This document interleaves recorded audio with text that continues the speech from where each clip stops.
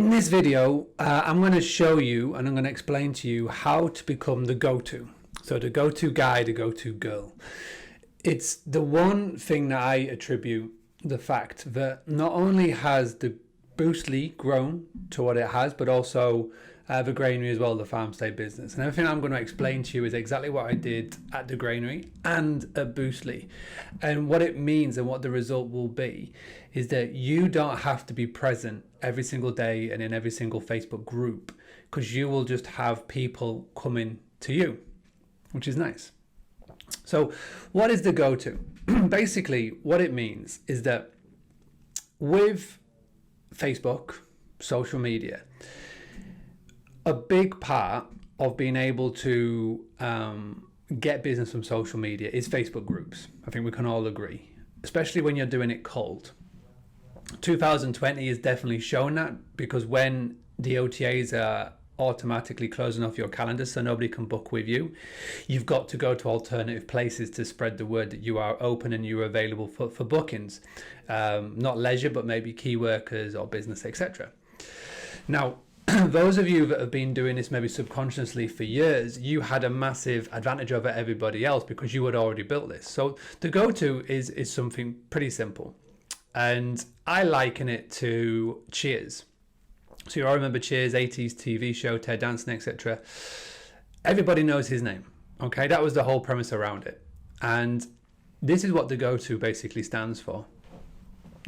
What you want to get to is that when anybody goes into a Facebook group or asks a question on social media saying, do you have any recommendations of a place to stay in X? So Cheltenham, Leeds, Manchester, Cyprus, Missouri, Andalusia, wherever it may be in the world, insert that in. You want to be the person that everybody is saying go to, go to, go to. So now how do you get to that stage? Well, number one, you either create a Facebook group yourself. So you are the admin, you are the host of the party that everybody's attending. So when that comes into your group, then because you're the admin, because you provided help, assistant, etc., then you will be the one that people naturally go to. And again, if you want to see examples of this, just look in the hospitality community when anybody asks for a website designer. Number two, you find Facebook groups, maximum 5, because it can be kind of time consuming, and you focus on those 5. Now my advice would be free. Start off with free if you've never done this, and you would pick 1 on location, 1 on your niche, and just 1 you really enjoy being in. Okay, and what you will do is every day, 5 days a week or 6 or 7 days a week, you will go and spend 5 minutes in each of those groups. And all you are looking to do, you are not looking to sell, you are looking to provide support, help, advice. Now, this support, help and advice, the questions that you're answering may not be directly resulting in what you do, but in turn, by you simply appearing every single day, showing your face, giving help and advice, and not looking to sell on the back of it, your karma levels will go up and up and up. And again, if you do this over a month, 6 months, or a year, by the time it's got to that stage, you will become the go-to. So if at that one time, that one golden nugget of a question comes in, where do you recommend for accommodation in X? Because you've been appearing and helping, supporting, providing value in that group, people will naturally go to, check this out. Now, there's a couple of things that you need to do to help you along the way. Number one, make sure you go and watch the training all about how to make Facebook so simpler for you. There's a way that's going to save you a lot of time, that you will filter every group by recent posts, because you don't want it by recent activity, because there could be a post from maybe 4 years ago that someone's bumped up there that's got no relevance. You want the latest post to do that. Number two, optimize your Facebook profile so that when anybody clicks on your personal profile to find out more about you, it is super clear who you are and what you do for a living. So many people don't do this, and I talked about this recently. In your Facebook bio, you've got about 200 characters where you can say location where you are, You can put your website, you can put your business, your link to your own Facebook group, whatever you want to put in there. And again, in the extended bio, you can actually tag in your business so it's easy to click to. And again, to triple that up, when you're posting on your personal social media, just start linking people back to your business page. Say one every 3 posts. Russell Brunson talks about this a lot. He said everything that you post on social media, you should be 5 categories. So the 5 categories, your 5 passions, the 5 consistent themes that you're going to talk about. So I guess if I was to bring it back to myself, it would be obviously hospitality. It would be number 2, family. You see a lot of family content from me because that's like my passion. That's what I love. I adore more than anything else, and I think they're hilarious. And I love to document our business. So, hospitality, travel, family, football. I love football. And 5 is like funny images, funny videos. I love seeing things that make me laugh. So I'm consistent with those 5 things. I never really steer away from that. I always sort of stick in and around that. So travel, family, funny videos, memes, whatever you want to put them in, hospitality, and that's personal and business, you know what I mean? So this is where people will go to find out more about you. And if you're consistently talking about those 5 key things, then people will start to adhere to you. It's just like going to the pub. Again, going back to that Cheers reference. If you go to your local regular, and you get to know people in and around, you start to gravitate and levitate towards the people that you think are going to be more matched to your likes and things that you do, etc. So find the 3: location, niche. So niche could be, for example, pet friendly, family friendly, city properties, contractor based. It could be adults only, solos, whatever it could be. Find a niche around that group. So that's going to be more than just localized. It could be nationalized, it could be worldwide.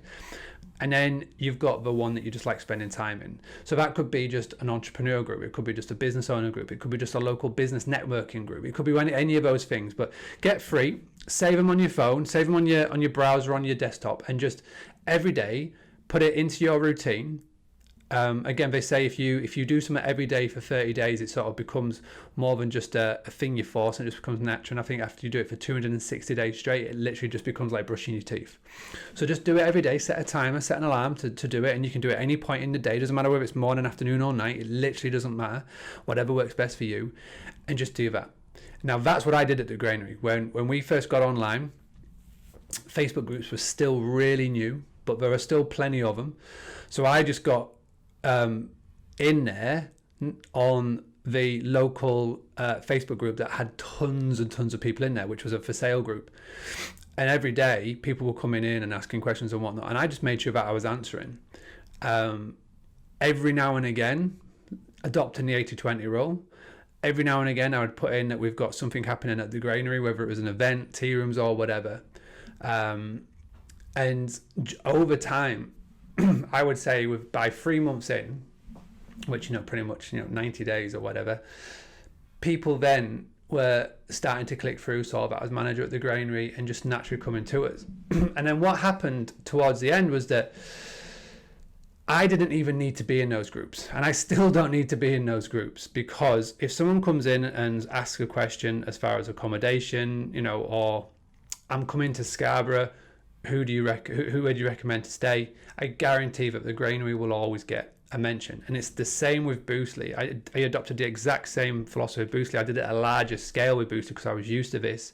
I created my own house, my own party in the hospitality community, but also as well, I focused on a couple of the key Facebook groups around the niche, whether it's Airbnb ones or holiday lets or whatever, and I just made myself present in there, answering questions, not selling.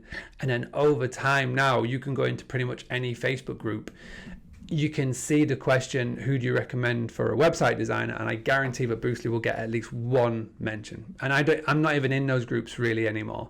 I'm either just focusing on hospitality communities because it's got so busy, the Boostly Academy, or X, Y, and Z, but I really don't need to be in there. I just get the tag and I come in and just say thank you, to say thank you for mentioning me, give them like a high five, never ignore a high five, doesn't matter how busy you are.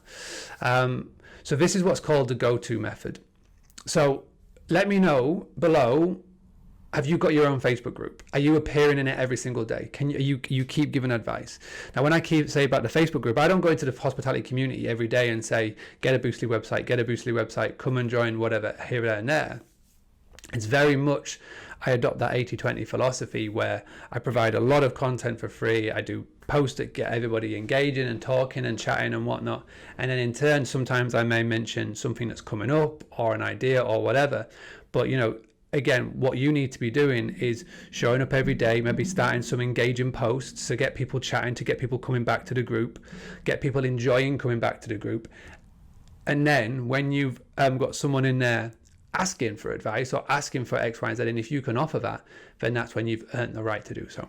So please tell me what you're doing. Have you got a group? Are you adopting this sort of method as such? You know, get a Google Sheet or just find free groups and go for it, and just give it 3 months. Just give it 3 months and see what happens. So let me know in the comments what you're doing, if you're doing, how you're doing, any questions. Thank you very much.